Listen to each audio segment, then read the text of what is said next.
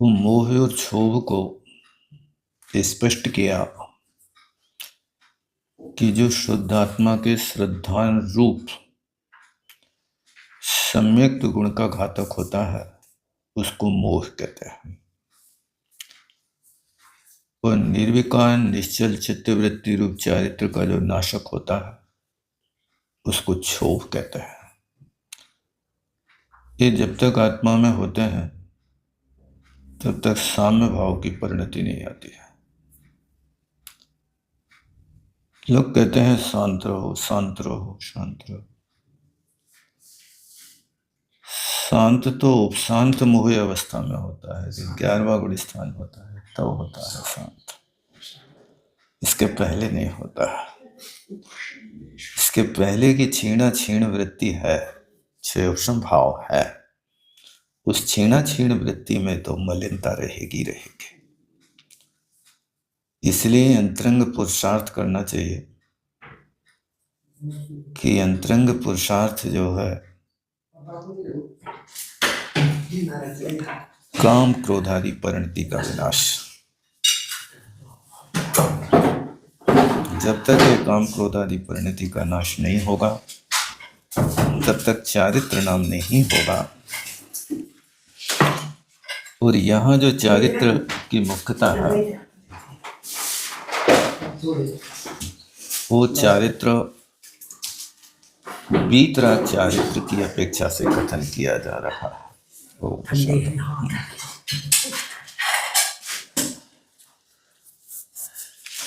अब इसी बात को और भी आगे कहते हैं।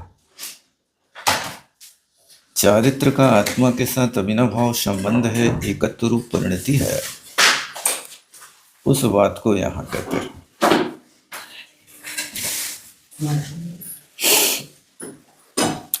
परिणमदिजीर्णदब्बं तत्कालं तन्मयति पण्णतं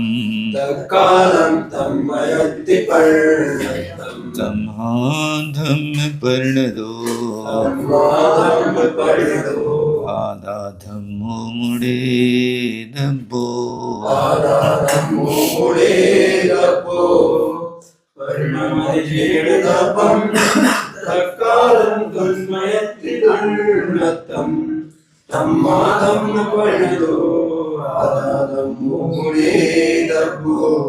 बहुत प्यारी गाथा। आप जिस समय जो क्रिया कर रहे हैं आप उसमयी है। आप यदि क्रोध कर रहे हैं तो उस समय आप क्रोधी हैं। जिस समय आप आपादकंठ लोभ में डूबे हैं उस समय आप लोभी हैं। जिस समय आप धर्म कर रहे हैं वो धर्म परिणत आत्मा है। ये बात जो कही जा रही है, चारित्र से परिणत आत्मा है तो चारित्रवान है। और वो चारित्रवान आत्मा तब होती है जब मोह और क्षोभ से विहीन आत्मा का परिणाम होता है। तो जैन दब्बम परिणमति, जिस समय द्रव्य जिस रूप से परिणमन करता है, जैन माने जिस रूप से, किस रूप से, चाहे धर्म रूप परिणत करे चाहे पाप रूप परिणत करे, अपनी आत्मा का ही परिणमन होना है। उस काल में आपकी क्रिया को देख करके दूसरे की कषाय की उदीर्णा हो भी सकती है और नहीं भी हो सकती है। लेकिन जिस समय आपने जो परिणाम किया है उस परिणाम का वेदन आत्मा को स्वयं करना पुरुष रूप है। तो जो द्रव्य जिस रूप परिणमन करती है तत्कालम तन्मय इति पण्णतम, तत्कालम माने उस काल में वो आत्मा तन्मय है, तत्मयी है। मय माने मयट प्रत्यय होता है। तन्मय तो मयट प्रत्यय किस अर्थ में होता है? सदृश, जो जिस क्रिया में लगा हुआ है उस क्रिया रूप परिणमन करने वाले के लिए मयट प्रत्यय होता है। जहां पर वस्तु उसी रूप हो गई, जैसे कहा हेममया, कुलाचल कैसे है? हेमार्जुन तपनी वैडूर रजत हेममया। ये मयट प्रत्यय जो अंत दीपक है, इस सबके साथ जोड़ना। हेममया, अर्जुनमया, तपनी स्वर्णमया, वैडूर्यमया, अर्जुनमया और हेममया। ये मयट प्रत्यय कहता है जो वस्तु जैसे तन्मय हो जाए, यानी वे पर्वत सोने के हैं तो स्वर्णमयी हैं, उनमें कोई दूसरी वस्तु मिलावट नहीं है, तो तन्मय है। आत्मा उस रूप हो रही है। किस रूप? आप जिस रूप आत्मा को परिणमाना चाह रहे हैं, 148 कर्म प्रकृतियां हैं, असंख्यात लोक प्रमाण एक एक प्रकृति के परिणाम है। उस एक एक प्रकृति के उदय में जीव जैसा वेदन कर रहा है, परिणमन कर रहा है, आत्मा तन्मयी है, ऐसा उसके साथ लगाना चाहिए। हमेशा धर्ममयी है। यदि आत्मा के साथ में मोह और क्षोभ से रहित परिणाम हमेशा है, 1 कोटि वर्ष पूर्व तक कुछ कम काल उनका ऐसा है, तो ये धर्म परिणत आत्मा है। यदि उसको छोड़ करके दूसरी क्रिया में आते हैं और वो जिसको आप धर्म नहीं कह रहे हैं, तो धर्म से व्यतिरिक्त आत्मा है। इसलिए धम्मा धम्म परिणतो, इसलिए धर्म परिणत आत्मा है, उसको धम्मोड़े दबा, उस आत्मा को धर्ममयी जानना चाहिए। एक गाथा का अभिप्राय है। समझ में आया कि नहीं आया? बस इतना ही इसका अभिप्राय है कि आप बाहर से कुछ भी कहते रहो, हम गुस्सा नहीं कर रहे, हम लोभ नहीं कर रहे, हम दिखावट नहीं कर रहे, ठीक है। आप क्या कर रहे हो हमारे ज्ञान का विषय ना बने, कोई बात नहीं, लेकिन आपका आत्मा तो उसका वेदन कर ही रहा है। बच्चे को समझाने के लिए कह देते हो वस्तु खत्म हो गई, खत्म हो गई, लेकिन आपकी आत्मा का वेदन कर रही है कि वस्तु खत्म हो गई। वो वस्तु तो आपके पास है। आप कह रहे हो हमारी कषाय खत्म हो गई है, कषाय खत्म हो गई है। ये जब तक आपके अंदर शाम परिणति नहीं होगी तब तक आप कुछ भी कहते रहो, बाहर से कह सकते हो, लेकिन उसका भेदन तो नहीं हो सकता। अब आचार्य महाराज लिखते हैं, यत् खलु द्रव्यं यस्मिन् काले येन भावेन परिणमति तत् तस्मिन् काले किल औष्ण परिणत अया पिंडवत् तन्मयं भवति। कहते हैं यत् माने जो, खलु वास्तव में, यस्मिन् काले द्रव्यम येन भावेन परिणमति तत् तस्मिन् काले, वह द्रव्य उस काल में तन्मयम भवति, तन्मय हो जाता है। देखो बीच में दृष्टांत रख दिया है उन्होंने, लेकिन तस्मिन् काले तन्मयम भवति, ये इतना वाक्य है। अब किमात्मक भवति, एक किल औष्ण परिणत अया पिंडवत् तन्मयम परिणति, ऐसा उस वाक्य को लगाना। तो यत् माने जो वास्तव में कैसा है, जिस काल में, यस्मिन् काले माने जिस काल में, द्रव्यम द्रव्य, ईन भावेन परिणमति, जिस भाव से परिणमन करता है। ईन क्या है? कारण है, तृतीया विभक्ति है, साधक तमम कर्ण है। तो ईन भावेन, जिस भाव से आप परिणमन कर रहे हैं, तत् वह आत्मा, तस्मिन् काले उस समय में, तन्मयम भवति, उस रूप हो जाता है। दृष्टांत से समझाते हैं कि यत काले किल औष्ण परिणतया, जिस काल में वास्तव में औष्ण परिणत, औष्ण क्या है? उष्णे भवा औष्ण्या, उष्णता के रूप में परिणत होने वाली जो परिणति है उसका नाम औष्ण है। ये उष्ण शब्द से यह प्रत्यय करके औष्ण बनाया है तथ्य से। तो क्या अर्थ हो गया? उष्णता का भाव। अब ऐसी उष्णता करना कि जो अग्नि लोहे में प्रवेश कर जाए।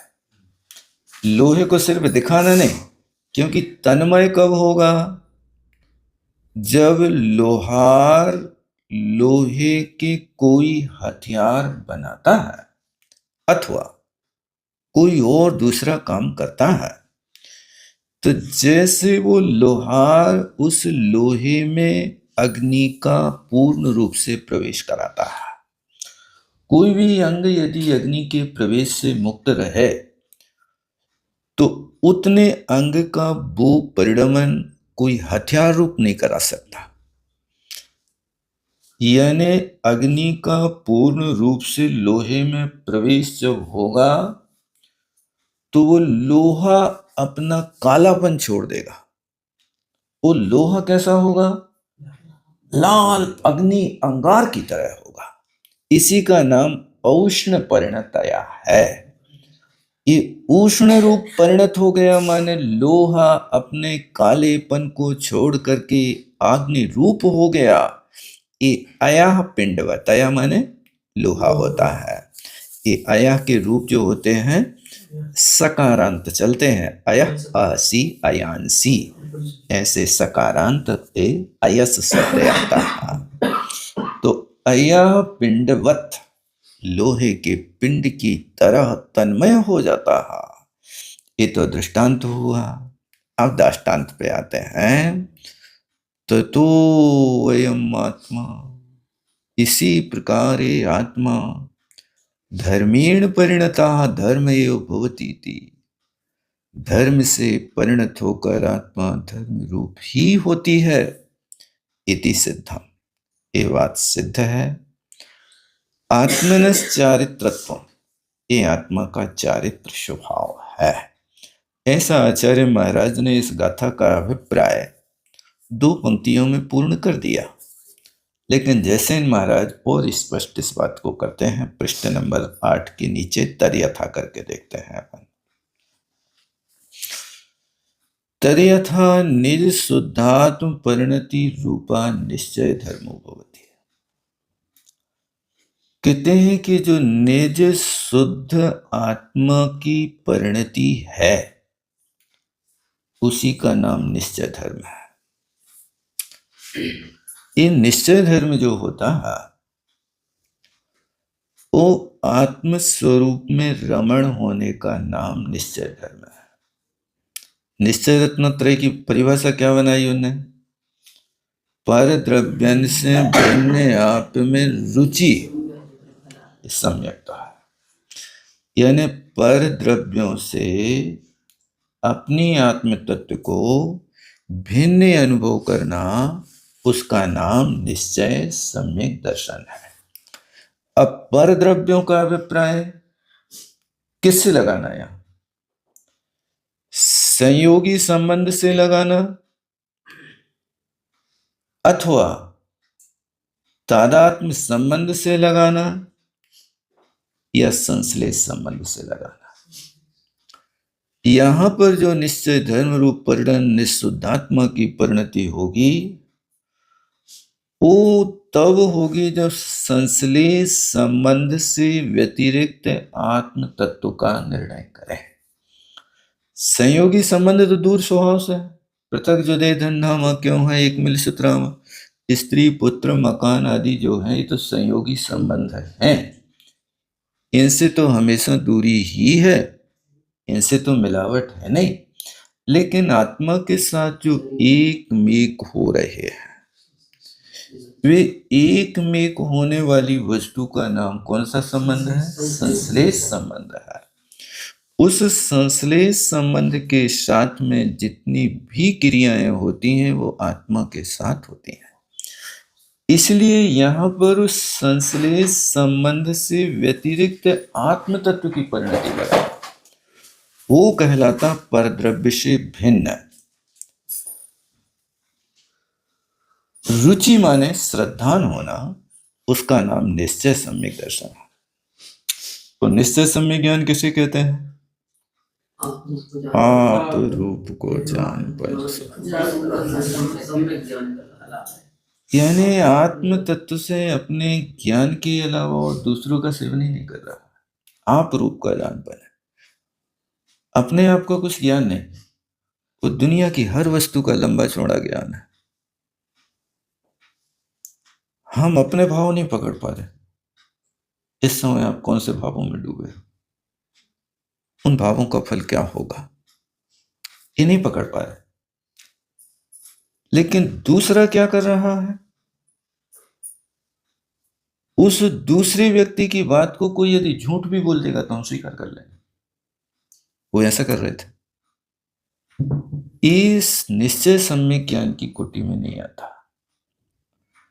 निश्चय सम्यक ज्ञान वो कहलाता है,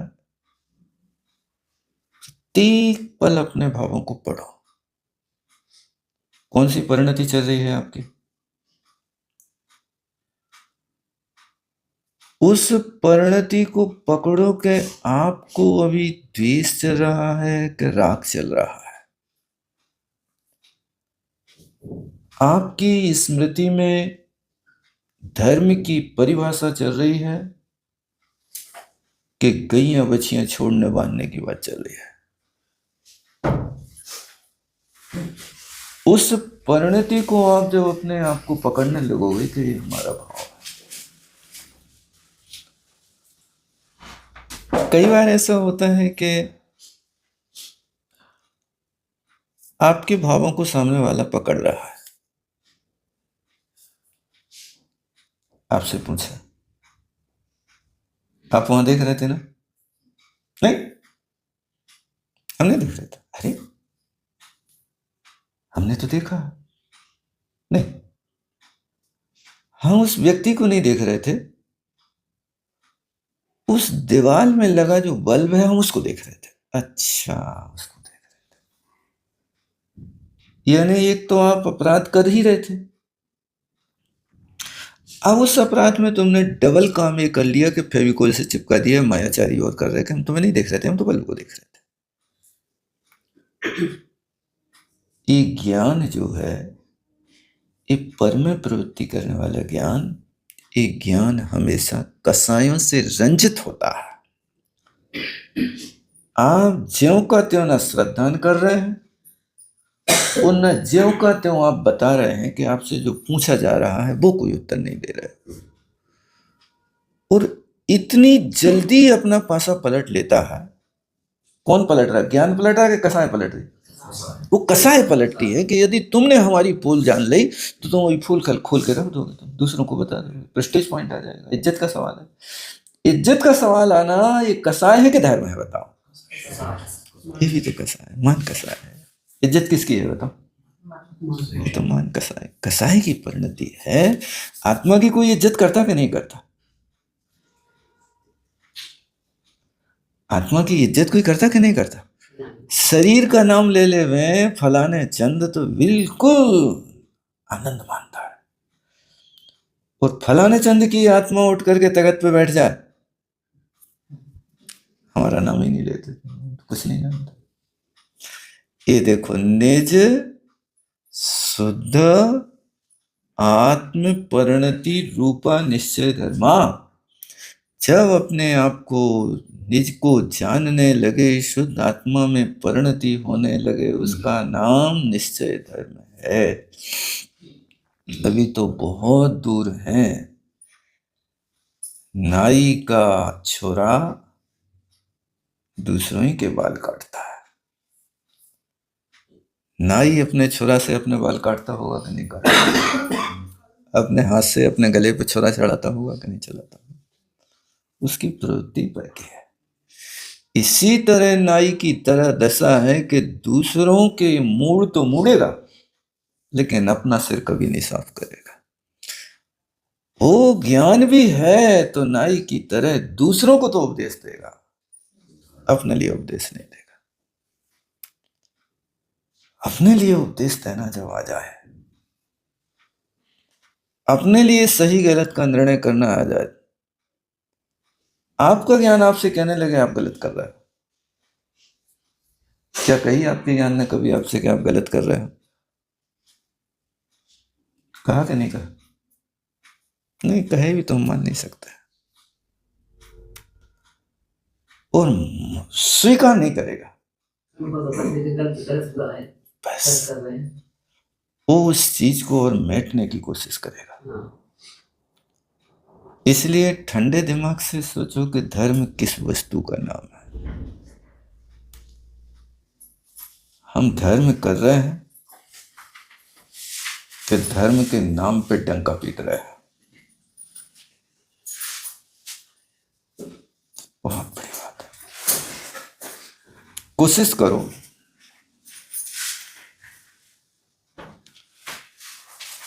हर पल अपने आप को पढ़ने की। क्या क्या कोशिश करना है? अपने आप को पढ़ो।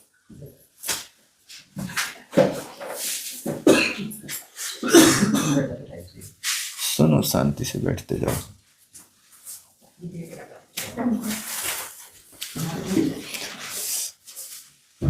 जैसे आप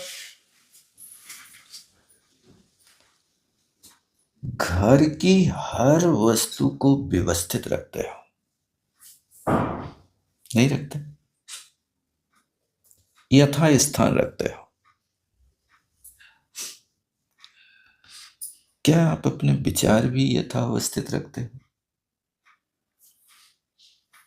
सोचो आप जरा।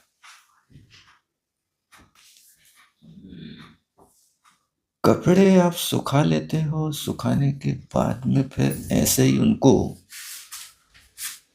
भाजी भटा की तरह उठा के रख देते हो कि उनको कुछ और करते हो? क्या करते हो तुम? घड़ी करते हैं, प्रेस करते हैं, फ्रेश करके फिर आंगन में डाल देते हो कि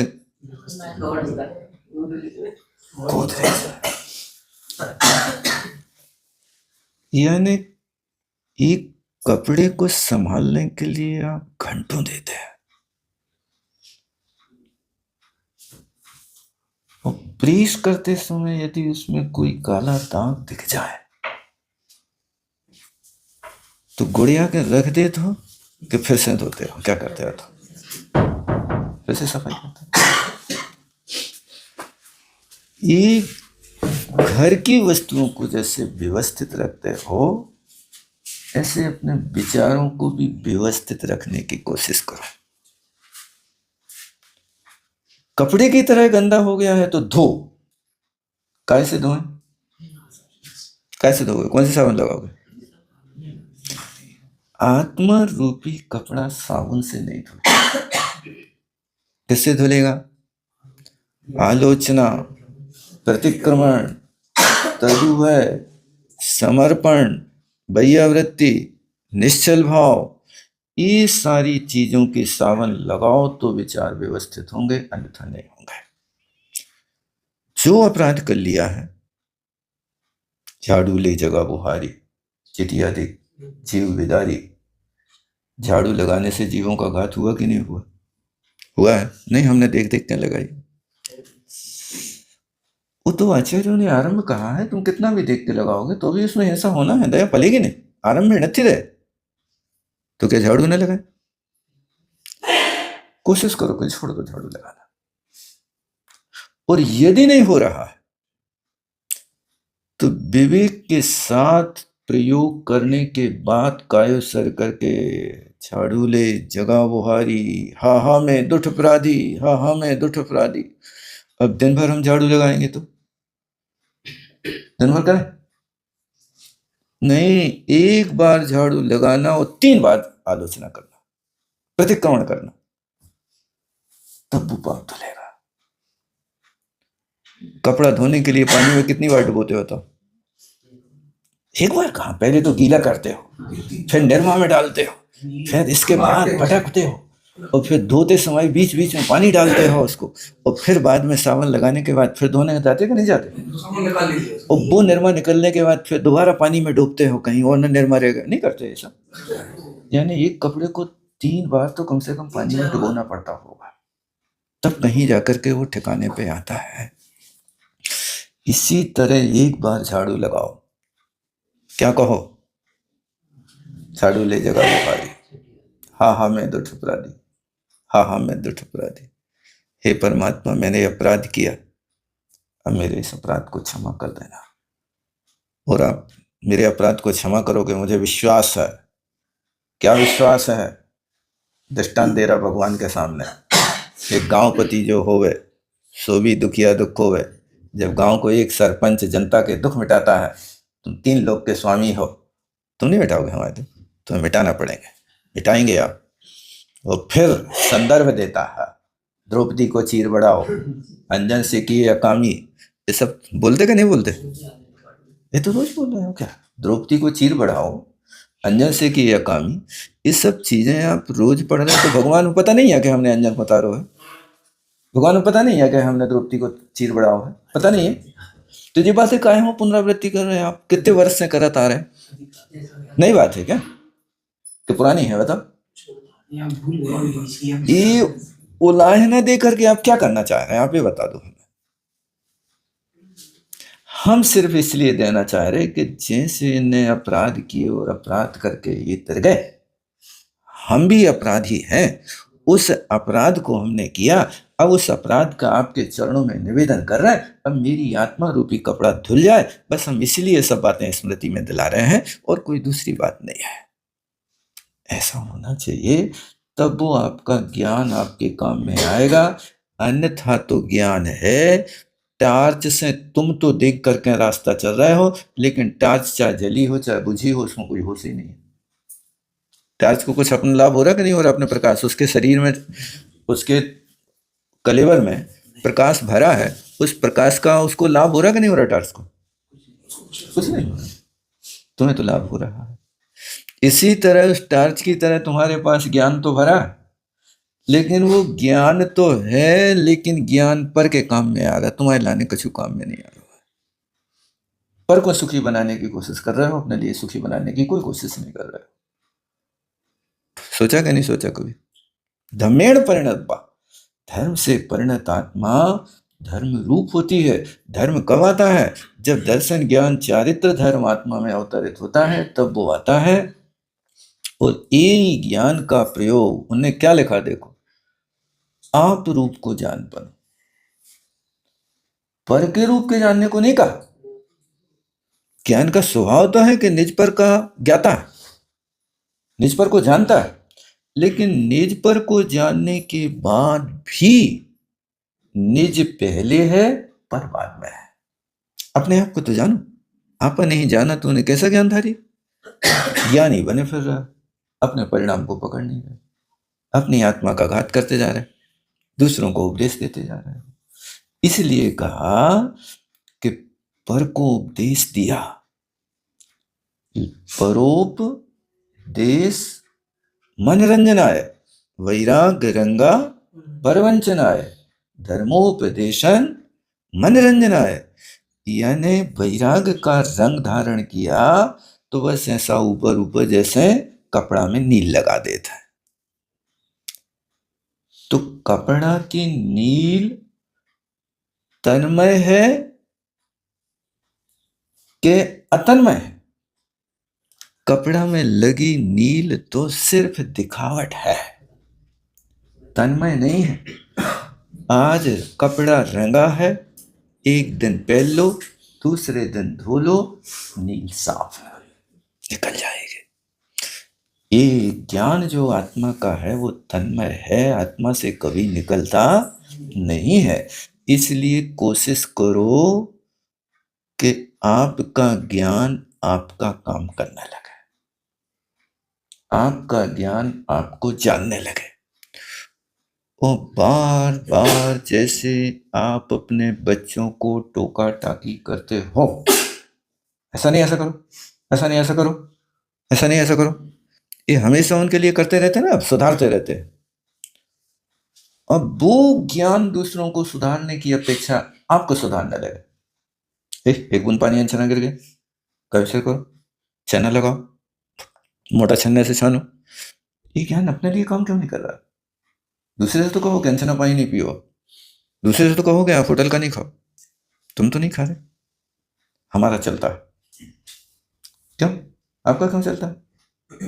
क्योंकि हमारी एक धारणा हो गई है कि हम जो भी करें वो पुण्य के लिए, तो तुम पुण्य भी करोगे तो पाप के लिए। ये ज्ञान निज ज्ञान नहीं कहलाता है। उस ज्ञान को अपने आप में ढालने की कोशिश करो और बार बार कोशिश करो कि अपने स्वरूप को जानने की कोशिश करें और प्रत्येक पल अपने परिणाम को पकड़ने की कोशिश करो।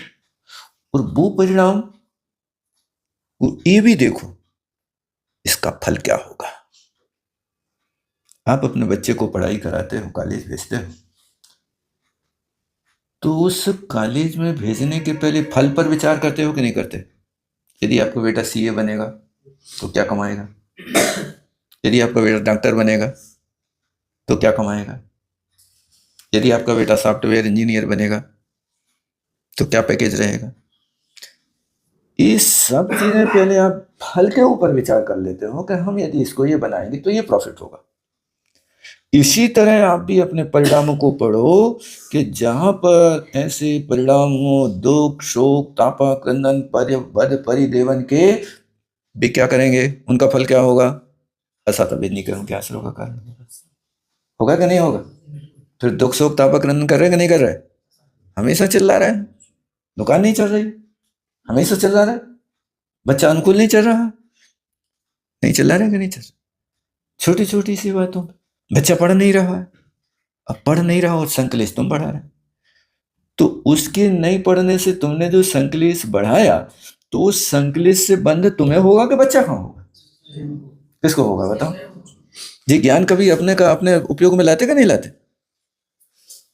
और इतने उखड़ जाते कि फिर डंडा ढूंढ के उसकी चमड़ी निकाल भी लग जाए। इस ज्ञान का प्रयोग अपने लिए करने की कोशिश करो। और फिर नीचे क्या कह रहा है? आप रूप को जान पानो सो, और आप रूप में लीन रहे। कोई दुनियादारी से लेना देना नहीं, अपने स्वरूप में जो स्थिर रहते हैं उसी का नाम तो चारित्र है। और किसका नाम चारित्र है? हम सिर्फ इतने को चारित्र मान बैठे कि हम रात में नखे हैं तो चारित्रवान हो गए। हम दिन में 5 जोड़ी कपड़ा पहने हैं, इससे ज्यादा न पहने, हम चारित्रवान हो गए। ये सामायिक छेदोपस्था अपना परिहार विशुद्धि चारित्र में 5 प्रकार के चारित्र में कौन सा चारित्र है बताओ आप? किसको मानोगे इसको चारित्र है? ये तो एक प्रारंभिक क्रिया है, परिग्रह परिमाण के अंतर्गत, भोग परिमाण के अंतर्गत आने वाली क्रिया। उस क्रिया के साथ में और थोड़ा आगे बढ़ने की कोशिश करो। यहां पर प्रवचन सार है। देखो, प्रवचन सार का अर्थ क्या है? भगवान ने जो कहा है उसका सार निकाल के कुंद कुंद स्वामी ने तुम्हें परोसा है, और उसके लिए तुम कितनी रुचि से ले पा रहे हो ये आपके ऊपर है। इसलिए अब आगे लिखते हैं, पंच परमेष्टि यादि भक्ति परिणाम रूपो व्यवहार धर्म। देखो, अब धर्म कहा है न, तो ये निश्चय धर्म हो गया और एक व्यवहार धर्म हो गया। निश्चय धर्म क्या हो गया? निर्शुद्ध आत्मा की परिणति रूप तो निश्चय धर्म है। व्यवहार धर्म क्या है? पंच परमेष्टि की भक्ति कर रहे हैं। पंच परमेष्टि की भक्ति क्या करेगी? सम्यक दर्शन का कारण बनेगी। देव की भक्ति सम्यक दर्शन का कारण बनती है, शास्त्र की भक्ति सम्यक ज्ञान का कारण बनती है, और गुरुओं की भक्ति सम्यक चारित्र का कारण बनती। इसलिए यहां पर कहा जा रहा है कि पंच परमेष्टि की भक्ति रूप परिणाम ये व्यवहार धर्म है, क्योंकि इससे कारण कार्य की व्यवस्था बन रही है। मंदिर जा रहे हैं तो मंदिर किस लिए जा रहे हैं? ये व्यवहार धर्म है। वो वहां साध्य वहां पर बैठा है, उस साध्य के माध्यम से हमारा साधन बनेगा, हमें सम्यक दर्शन की प्राप्ति होगी। इसलिए हम वहां जाकर के उनसे निवेदन कर रहे हैं कि हे भगवान, तुमने इतने जीवों को तार दिया, अब मैं हा डूबो जात हूं, एक निहार निकाल, मैं तो डूब रहा परमात्मा, मुझे निकाल लो निकाल लो, इसलिए मैं तुम्हारे द्वारे पर आता हूं। ये भक्ति व्यवहार धर्म है। यतस्तेन विवक्षितो, यतः इसलिए, तेन उससे विवक्षित, अविवक्षित ऐसे दो निकालना। विवक्षित माने अर्पित अनर्पित, इन दोनों पर्यायों से परिणत द्रव्य तन्मय होता है। समझ गए बात ना? व्यवहार धर्म में परिणमन कर रहे, पंचपरमेष्टि आदि की भक्ति कर रहे हैं तो व्यवहार धर्म में परिणत हो, और यदि आत्मस्वरूप में लीन हो तो निश्चय धर्म में परिणत हो। तथा पूर्वोक्त धर्म द्वेन, इसलिए पूर्व में कहे हुए दोनों धर्म से परिणत आत्मा तपते अयः पिंडवत, तपाए हुए लोह स्वर्ण की तरह अभेद नय से, आत्मा अभेद नयन, आत्मा ये धर्म भवती इति जानना चाहिए। तदपि कस्मात् उपादान कारण सदृशम ही कार्यम इति वचनात्, यानी जैसा उपादान कारण होता है वैसा ही कार्य होता है।